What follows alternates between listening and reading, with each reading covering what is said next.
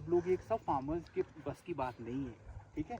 और दूसरी बात है कि भाई आपको रिसर्च अपनी खुद करनी चाहिए, उसके बाद आप नतीजे पे पहुँचे। मेरा मत मानिए, आप खुद अपनी रिसर्च, खुद अपना एक्सपीरियंस देखिए और फिर उसका एविडेंस देखिए and then you go ahead with it, ठीक है। तो ये बातें करने के बाद let's start with hot composting. Now hot composting हम क्यों कर रहे हैं? क्वेश्चन मैंने पूछा था कि सबसे पहले कि ये लोग जला क्यों रहे हैं हम चीज़ें, क्योंकि हमको साइंटिस्ट ने बोला है कि जलाना ज़रूरी है। ज़रूरी क्यों है? क्योंकि इसमें पैथोजेंस है। क्या पैथोजेंस है आपके? देखो कि लास्ट ईयर ऑल्टरनेरिया क्या क्या लगा था, मार्सिनोना, कई तरह की चीज़ें, कैंकर वगैरह लगा हुआ है, ये इन डालियों में पनपता है, ठीक है ना। तो ये हमने बेसिकली डिस्ट्रॉय करना है। तो सिंपल तरीका है यार, फार्मर इकट्ठा करेगा, आग लगा देगा, आपका सैनिटाइज हो गया सब कुछ। बट उसे लॉन्ग टर्म या शॉर्ट टर्म को हानि तो है, पोल्यूशन है। मैं दिल्ली में पूरी ज़िंदगी रहा हूँ ऑलमोस्ट, और वहाँ पोल्यूशन था, मैं समझ सकता हूँ। यहाँ पे यार, यहाँ पे तो कम से कम स्मोक नहीं होना चाहिए ना, कुछ तो जगह होनी चाहिए जहाँ पे फ्रेश एयर हो। फिर हमारी और दिल्ली में क्या फ़र्क होगा? आजकल नेशनल डिबेट हो रही है एयर पोल्यूशन के ऊपर कि भाई पोल्यूशन को कैसे कंट्रोल किया जाए। और यहाँ पहाड़ों में यार इसी के लिए तो आते हैं, ऐसा स्काई के मिलेगा कहीं किसी को? Look at the sky over there, blue sky.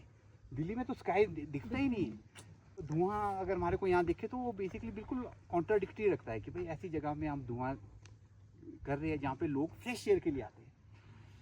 तो ये हम उसको अवॉइड कर सकते हैं। बट हॉट कंपोस्टिंग में इसलिए स्ट्रेस को देते हैं हम, क्योंकि हम भी इसको बेसिकली, हम जो कंपोस्ट बनाते हैं उसको हम उसमें भी आग देते हैं। आग कैसे देते हैं? एक प्रोसेस है, basically it's a scientific process, और उसमें हम कोई अलग से कोई चीज़ नहीं डालते हैं। कई लोग पूछ रहे थे कि आप कुछ डालते हो इसमें, ट्राइकोडर्मा डालते हो, कोई बॉटल से कुछ डालते हो? इसमें डालने की कोई ज़रूरत नहीं आपको, कुछ भी चीज़। इसमें बेसिकली बैक्टीरिया का एक्शन होता है। बैक्टीरिया सारे में है, आपके पास भी है, इधर भी, सारे में बैक्टीरिया। उसको हमने एक्टिवेट करना है, इग्नाइट करना है। गुड बैक्टीरिया जो है हमारा, उसको इग्नाइट करना है। उसको इग्नाइट कर दिया तो बस आपका पाइल में आग लग जाएगी ऑलमोस्ट। कैसी आग लग जाएगी? 70 डिग्री प्लस 77 तक चला जाता है टेम्परेचर। इसीलिए हमने ये थर्मोमीटर रखा है, और रिकमेंड करता हूँ कि आप देखिए। नहीं तो लगता है कि कई बार भाप होता है, गोबिश में भी भाप होता है। गोबिश में भाप होगा तो यार आपको लगे यार बहुत है, जैसे मेरे पिताजी बोलते हैं यार हमारे भी होता है यार संजू, हमारे भी आग होती लगी हुई। तो इसको लेके जाओ 20 डिग्री, तो उसमें नहीं है। तो अगर आप वहाँ छींटे भी डाल रहे हो तो आपके तो बेसिकली कोल्ड में तो प्रिजर्व होता है ना, जिसको ओवर विंटरिंग कहते हैं। Over wintering is what you all pathogens Antarctica वगैरह में सारे प्रिजर्व हो चुके हैं ना जर्म्स। तभी वो बोलते हैं कि पर्माफ्रॉस्ट, ये क्लाइमेट चेंज की वजह से जितने भी वायरसेस मिलियंस ऑफ ईयर्स से प्रिजर्व्ड है वो एक्टिवेट हो जाएंगे, क्योंकि वो अभी प्रिजर्व है, फ्रिज के अंदर है। आपने फ्रिज से बाहर निकाल दिया, उसको एम्बिएंट टेम्परेचर दे दिया, वो तो पनपेंगे। तो बेसिकली ठंड में प्रिजर्व होता है, तभी आग लगाते हैं चीटे में। हम भी आग ही लगा रहे हैं, सिर्फ हम क्या कर रहे हैं, कार्बन जो है उसको हम हवा में, हम उसको चीटे को जला के वो उसका कार्बन एटमॉस्फेयर में नहीं रिलीज करें, उस कार्बन को हम सिक्वेस्टर करें ज़मीन में जहाँ पे होना चाहिए। ये सब तो आपको पता है कि कार्बन तो ज़मीन में होना चाहिए, ठीक है ना। उसी से सब कुछ बनता है, आपका सॉइल बनता है, टेक्सचर बनता है, तो हमने सॉइल में वापस डालना है। तो हॉट कंपोस्टिंग का हम मेथड बताएंगे, not composting, please don't confuse. We don't recommend composting for this, hot composting. अब इसके लिए लोग बोलते हैं यार अंदर कुछ टेम्परेचर वगैरह, तो इसलिए हम आज आपको बाहर बनाएंगे। अभी देखो 2-3 दिन में बर्फ़ ही पड़ने वाली है शायद, फिर आप आना कभी यहाँ पे, और ऊपर से बर्फ़ पड़ी होगी, नहीं अंदर उसका टेम्परेचर बना रहेगा, क्योंकि एक्टिवेट जो हो रहा है वो अंदर से हो रहा है, बैक्टीरियल एक्शन हो रहा है। अब क्या चाहिए इसके लिए? इसके लिए आपको कुछ नहीं चाहिए, ना ट्राइकोडर्मा चाहिए, ना कुछ आपको छोटी बोतलें चाहिए, कुछ भी नहीं चाहिए। इसके लिए आपको सिर्फ 4 कंपोनेंट्स चाहिए। एक चाहिए नाइट्रोजन एलिमेंट, एक चाहिए कार्बन एलिमेंट, फिर चाहिए मॉइस्चर, चौथा नंबर चाहिए आपको ऑक्सीजन। ये बनाएंगे हम अबव द ग्राउंड, कोई गड्ढा नहीं होगा यहाँ पे। और ये जो कंपोस्ट अबव द ग्राउंड बनेगा, इसमें हम ड्रेनेज भी देंगे। ये लकड़ी हम तय करेंगे, आपको अभी डेमो देंगे। तो बेसिकली हम क्या करेंगे, ये ओपन एरिया में बनाएंगे, इसके लिए ड्रेनेज देंगे, ताकि जो वाटर है, अब ये तो आसमान के अंदर हमने डाला है, तो इसके लिए तो ड्रेनेज ज़्यादा चाहिए, नहीं तो ये सॉगी हो जाएगा। तो कई बार क्या होता है कि गड्ढे में जब हम कंपोस्ट बनाते हैं, आपने देखो कि स्मेल आती है, तो बेसिकली दैट्स मीथेन ना मोस्टली। तो वो स्मेल आ रही होती है, क्योंकि वो फिर वो जो प्रोसेस है वो हो जाता है एनारोबिक, विदाउट ऑक्सीजन। ये जो प्रोसेस है इट्स विद ऑक्सीजन, इसको एरोबिक प्रोसेस बोलते हैं, ठीक है। सो इसको हमने अबव द ग्राउंड रहना, अबव द ग्राउंड रहेगा तो चारों तरफ से इसकी ऑक्सीजन अंदर जाएगा। देखो यहाँ पे भी हम बनाते हैं, तो इसमें हमने लकड़ों में छेद रखे हुए हैं, ताकि ऑक्सीजन जाए। तो ये बेसिकली ये वाला प्रोसेस अबव द ग्राउंड रहेगा, ये आपने याद रखना है सबसे पहले। और दूसरी बात याद रखनी है कि आपका जो पाइल है, जो भी कंपोस्ट की आप पाइल बनाएंगे वो 5/3 5/4 लगभग इतनी होनी चाहिए, because you want mass, heat को रिटेन करने के लिए जो करनी है, तो उसके लिए थोड़ा मास थोड़ा ज़्यादा चाहिए आपको। सो बेसिकली 5/4 6/4 इस तरह का, उससे छोटा नहीं होना चाहिए आइडियली। ठीक है, हाइट उसकी होनी चाहिए कम से कम आप 4 फीट कर दीजिए या 5 फीट कर दीजिए। उसके बाद जब माइक्रोबियल एक्शन होगा तो ऑब्वियसली वो नीचे चला जाएगा। ठीक, और उसमें एक और इम्पॉर्टेंट बात है, जैसे उत्कर्ष जी आप बोल रहे थे, सो बेसिकली ये जो कंपोस्ट बनेगा आपका, जैसे आप घर में कंपोस्ट बनाते हैं वैसा नहीं बनेगा कि आप उसमें लेयरिंग कर रहे हैं। कभी अभी आपने टमाटर का छिलका डाला, फिर आपने गोभी का छिलका डाला अगले दिन, फिर आपके पास भिंडी आई घर में, फिर भिंडी के छिलके डाल दिए अगले दिन। It has to be done all at once. आपने एक साथ ही करना है ये। एक साथ करने का मतलब आप 2 दिन में भी कर सकते हैं, बट आइडियली 2 दिन में ख़त्म होना चाहिए। तो हम यूजली क्या है 1 दिन में कर लेते हैं। इसमें ज़्यादा आपके पास अगर मटेरियल हो एक जगह इकट्ठा, तो आपने सिर्फ उसमें लेयरिंग करनी होती है। क्या कर लेयरिंग, मैंने बताया आपको 4 कंपोनेंट्स हैं। एक है आपके लिए कार्बन। कार्बन का क्या होता है, व्हाट इज़ कार्बन? कार्बन है ये जो आपका सूखा घास है, ये भी कार्बन है। ये जो हमारे गत्ते हैं, कार्डबोर्ड है, वो भी कार्बन है। कोई भी चीज़ सूखी हो, brown elements, basically brown elements carbon होते हैं, मोटा मोटा समझ लीजिए। Anything which is brown is a carbon element.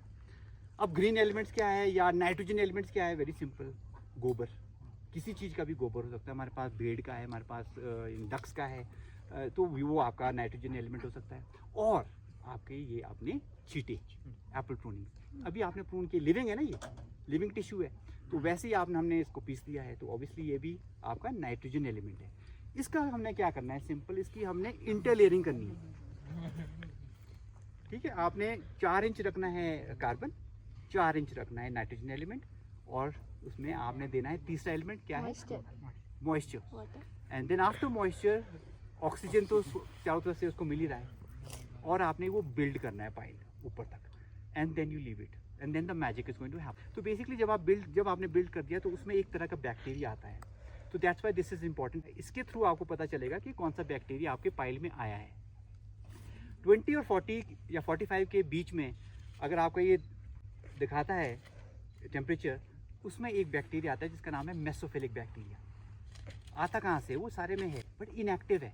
वो जब पाइल में आएगा, जब वो एक्टिव हो जाएगा, जब उसको लगेगा यार ये खाना है, बफे बन गया यहाँ पे मेरे लिए, तो वो ब्रीडिंग होगा। वायरस कैसे फैलता है? आपके मार्सिलोना हो चाहे सेब के ऑर्चर्ड में, ब्रीडिंग होती है ना, उसको राइट एनवायरनमेंट मिलता है, फंगस है, कुछ भी है, उसको राइट एनवायरनमेंट दोगे वो ब्रीड होता है। तो उसको आपने राइट एनवायरनमेंट दे दिया, मेसोफिलिक बैक्टीरिया को कंपोस्ट का दे दिया ना, तो उसमें वो क्या होगा, ब्रीडिंग स्टार्ट होगा।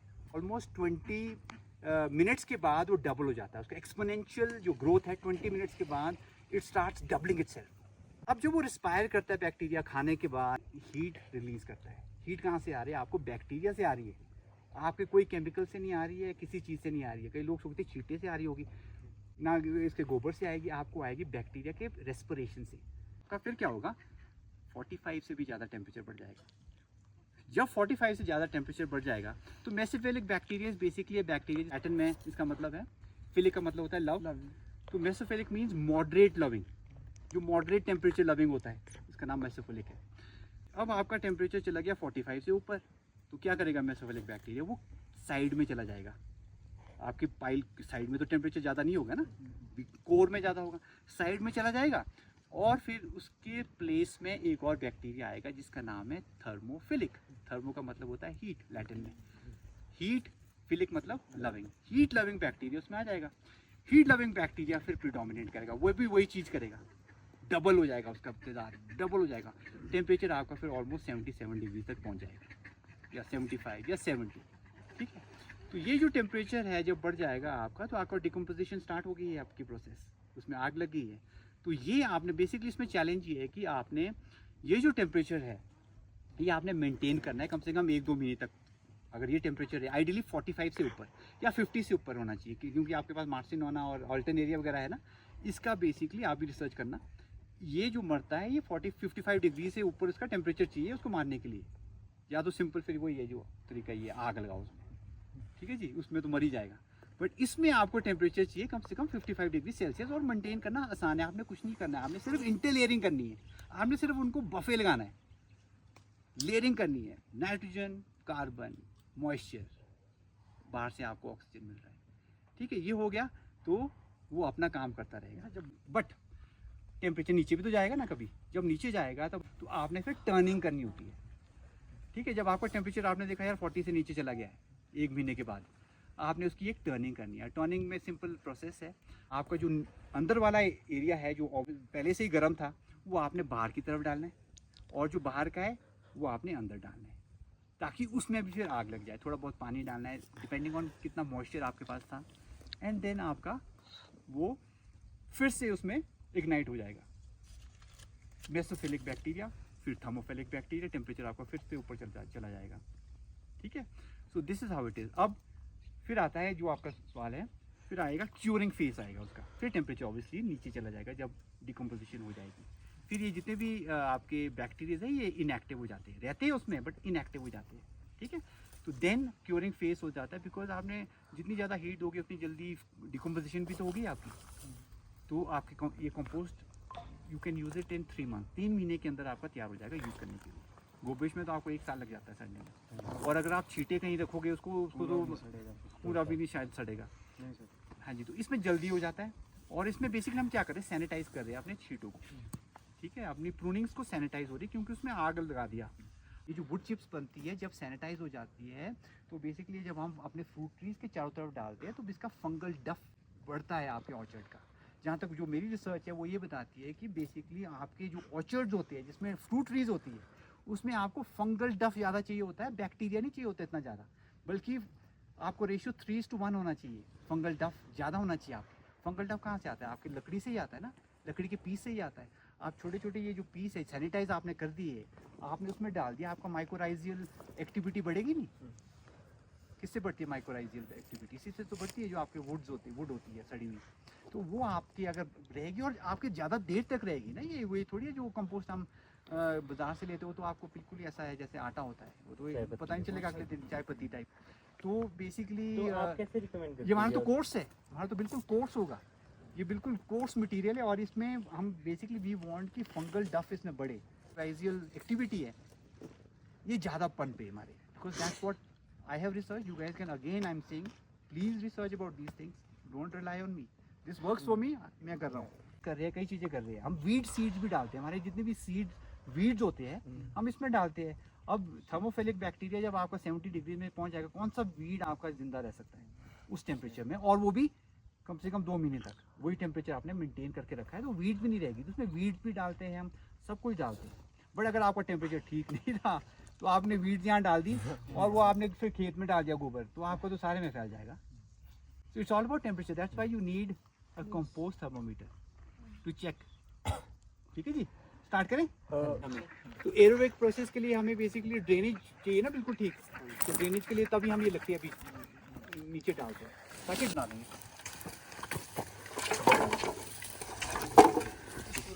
ठीक है, ठीक है, चलो आइए।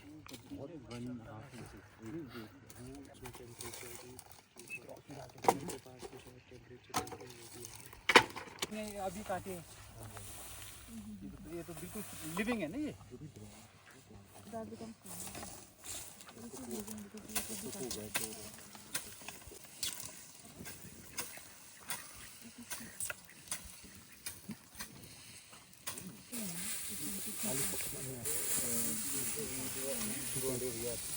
इसमें भी तो वीड्स होगी ना, अब तो वही तो बोल रहा हूँ, टेम्परेचर होना चाहिए, बाकी तो कुछ भी डाल दो, टेम्परेचर मेंटेन होना चाहिए तब मरे। ये आगे हमारा नाइट्रोजन एलिमेंट है ना, एक गोबर है, ठीक है जी। ऐड एक और लाना पड़ेगा बेटा, एक तो बड़ा है नीचे से ना।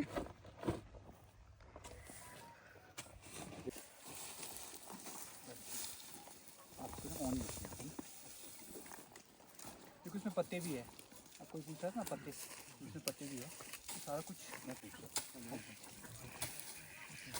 हम बेसिकली बफे बना रहे हैं उनके लिए, माइक्रोब्स के लिए। इट्स अ बफे, खाना है उनके लिए, वो खाएंगे, मल्टीप्लाई करेंगे, प्रोपोगेट करेंगे, रिप्रोड्यूस करेंगे और फिर हमारे को देंगे heat as a byproduct, जिसकी वजह से हमारी जो चीटे हैं वो सैनिटाइज हो जाएंगे और हमारा कंपोस्ट जल्दी बन जाएगा, बिकॉज जितनी हीट होगी उतनी जल्दी ही आपका डिकम्पोज होगा।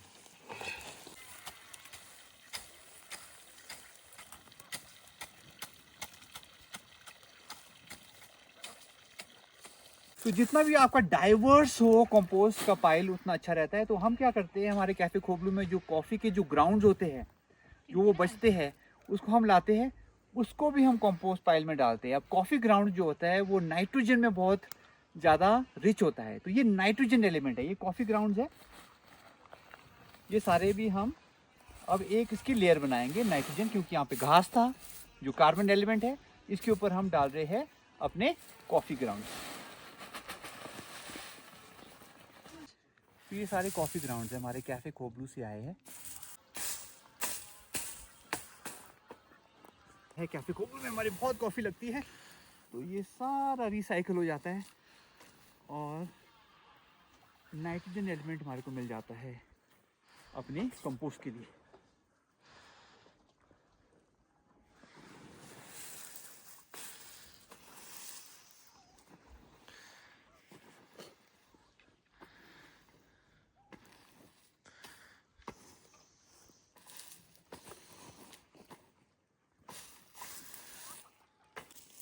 एक और बैग, 3 बैग हमने डाल दिए कॉफ़ी ग्राउंड्स के, और इसके बाद हम डालेंगे कार्बन एलिमेंट।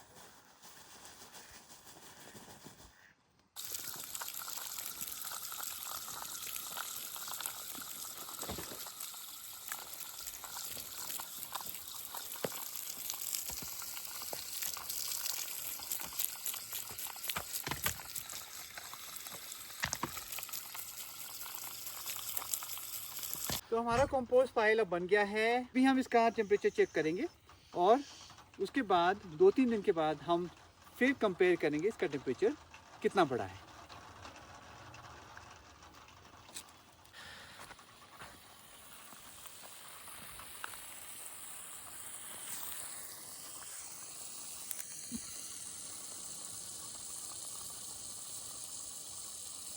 अभी इस कंपोस्ट पाइल का जो टेम्परेचर है अभी है ये ऑलमोस्ट 15 डिग्री सेल्सियस है। तो कुछ दिनों में जब इसमें माइक्रोब्स आ जाएंगे, जब इसमें बैक्टीरिया का एक्टिवेशन हो जाएगा, तब इसका टेम्परेचर बढ़ना चाहिए कम से कम 40 डिग्री सेल्सियस। फिर उसके बाद 1 हफ्ते के बीच में इसका टेम्परेचर 60 प्लस होना चाहिए।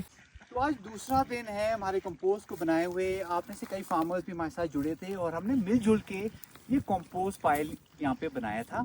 तो आज दूसरे दिन में, आज 2 दिन के बाद आप क्या गेस कर सकते हैं कि इसका टेम्परेचर क्या होगा। तो हम चेक करने वाले हैं, हमारे पास ये कंपोस्ट थर्मामीटर है और इसके अंदर हम ये नीडल डालेंगे और इसका टेम्परेचर चेक करेंगे।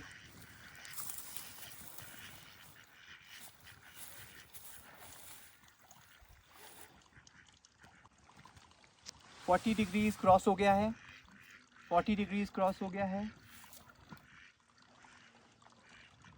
और अब 60 डिग्री क्रॉस हो गया है और ये 70 डिग्री सेल्सियस की तरफ बढ़ रहा है। 73, 74, 75, 76, तो ऑलमोस्ट 77 डिग्री सेल्सियस इस कंपोस्ट का टेम्परेचर अब बढ़ गया है।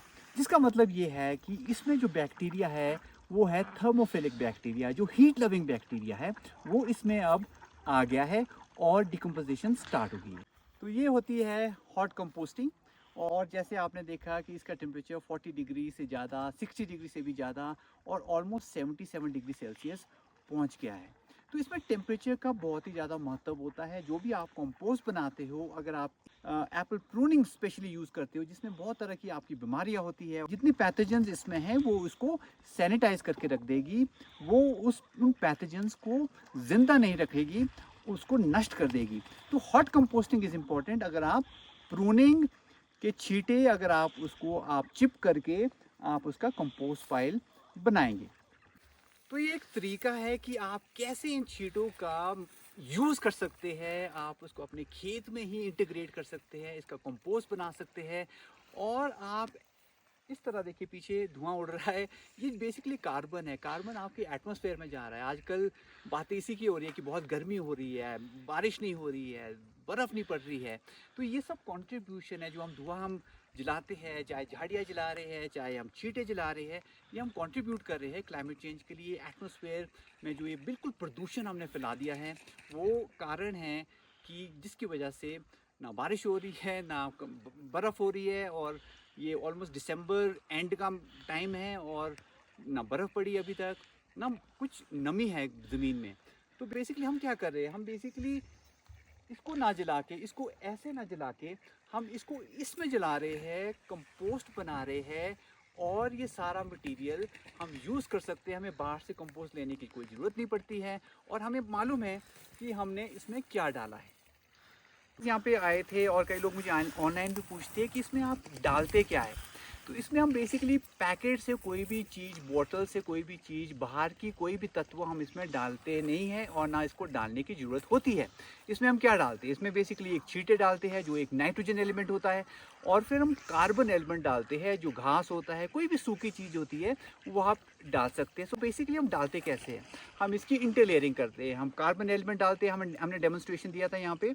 तो कार्बन एलिमेंट 4-5 इंच, जिसमें आपका सूखा घास हो सकता है, उसके ऊपर आप लेयर बना सकते हो किसी भी नाइट्रोजन एलिमेंट की। आपके गोबर हो सकता है, या आपके ये चींटे या एप्पल प्रूनिंग हो सकते हैं। इसी तरह आपने पाइल अप करना है, पहले कार्बन एलिमेंट, फिर नाइट्रोजन एलिमेंट, फिर कार्बन एलिमेंट, फिर नाइट्रोजन एलिमेंट। इस तरह से आपने इस तरह की एक पाइल बनानी है। सबसे इम्पॉर्टेंट बात यह है कि ये जो आपकी कंपोस्ट पाइल बनेगी, ये बनेगी above the ground. Above the ground इसीलिए क्योंकि एरोबिक रेस्पिरेशन यहाँ पे होती है। एरोबिक रेस्पिरेशन का मतलब है कि ऑक्सीजन को ये यूज़ करती है। चारों तरफ से ऑक्सीजन है, चारों तरफ से ये ओपन है, तो ऑक्सीजन का एलिमेंट इसको मिल रहा है यहाँ पे। और एक हो गया आपका कार्बन एलिमेंट, जो आपका घास या कोई सूखी चीज़ या ब्राउन एलिमेंट जिसको कहते हैं, वो हो गए। दूसरा एलिमेंट आपका हो गया चींटे, जो नाइट्रोजन एलिमेंट हो गए, गोबर। और तीसरा एलिमेंट आपका हो गया ऑक्सीजन, जो फ्रीली अवेलेबल है क्योंकि आपने अबव द ग्राउंड ये कंपोस्ट पाइल बनाई है। चौथा एलिमेंट आपका हो गया मॉइस्चर, इसमें आपने पानी भी छिड़कना है। वो छिड़कने के बाद वो ये 4 एलिमेंट्स ही आपके लिए काफ़ी है टेम्परेचर को बढ़ाने के लिए और इस कंपोस्ट को बनाने के लिए। तो लोग कई बार सोचते हैं कि जो हम इसमें गोबर डालते हैं शायद उससे गर्मी आती होगी। तो यहाँ पे हमारा एक गोबर का एक कट्टा है, उसमें हम ये थर्मामीटर डालेंगे और चेक करेंगे कि उसका टेम्परेचर क्या होता है। हमारे ऐड का कट्टा है, ये हमारा थर्मामीटर है, और इसका टेम्परेचर हम चेक करेंगे कि कितना है। तो इसका टेम्परेचर अगर आप देखेंगे तो, और ये 10 डिग्री सेल्सियस की तरफ जा रही है। ये 10 डिग्री सेल्सियस भी इस कट्टे का, इस ऐड का टेम्परेचर 10 डिग्री सेल्सियस भी नहीं है। तो ये गर्मी जो है ये किसी इंग्रेडिएंट से नहीं आती है, ना ये आपके चींटे से आती है, ना आपके घास से आती है, ना कार्बन एलिमेंट से, ना ये आपके गोबर या ऐड या कोई भी चीज़ जो आप डालते हैं उससे नहीं आती है।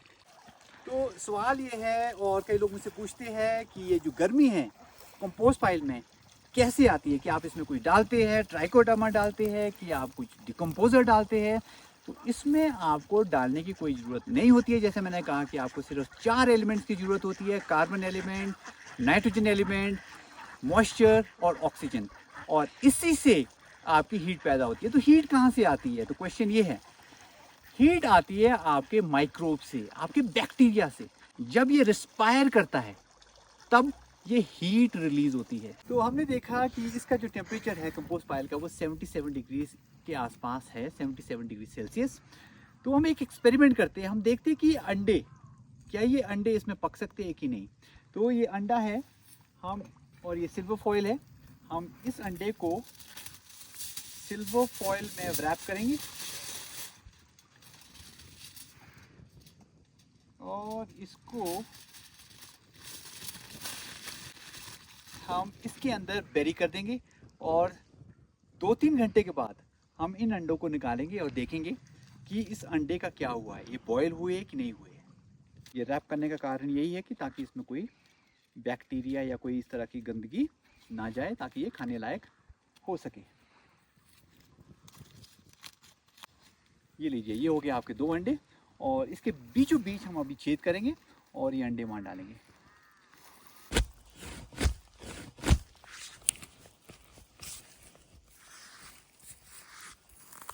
तो हमने ये देखो होल कर दिया है यहाँ पे कंपोस्ट पाइल के बिल्कुल बीच में, और आप देख सकते हैं यहाँ पे ये बिल्कुल जो स्टीम है, जो भाप है, वो सारा निकल रहा है। तो हम बेसिकली क्या कर रहे हैं, सुतली से हम इसको बांध रहे हैं ताकि हमें पता चले कि अंडे कहाँ हैं और इसको हम खींच भी पाएँ ऊपर, अदरवाइज़ ये इसी में ही गुम हो जाएंगे, हमें पता नहीं चलेगा हमने अंडे कहाँ डाले हैं। और ऑलमोस्ट चला गया है,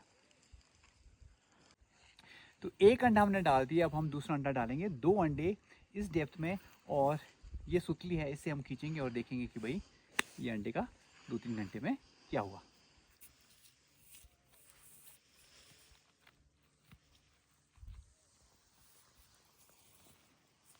दोनों अंडे अंदर है और अब इसको कवर करता हूँ कंपोस्ट से।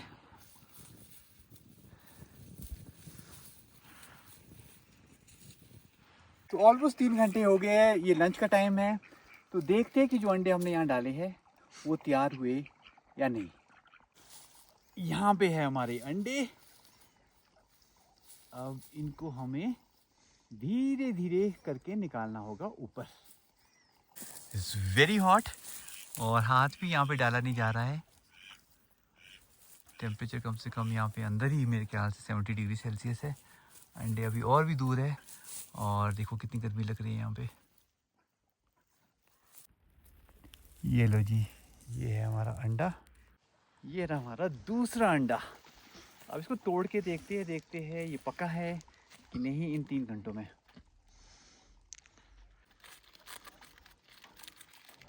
चलो जी, the moment of truth, let's find out कि हमारा लंच तैयार है कि नहीं। ये बेसिकली हाफ बॉयल है, अभी ये हमने 3 घंटे के बाद निकाला है, तो ये देखो हाफ बॉयल हो गया ये अंडा, और इसको हम अब यहाँ लंच के तौर पे यहाँ पे हम खा सकते हैं। ये लीजिए, अंडा तैयार है, छिलका हम इसी में डाल सकते हैं, यहाँ पे डिकम्पोज होगा, और मेरा लंच लगभग आज का पक गया है यहाँ पे कंपोस्ट पाइल में। ये लीजिए,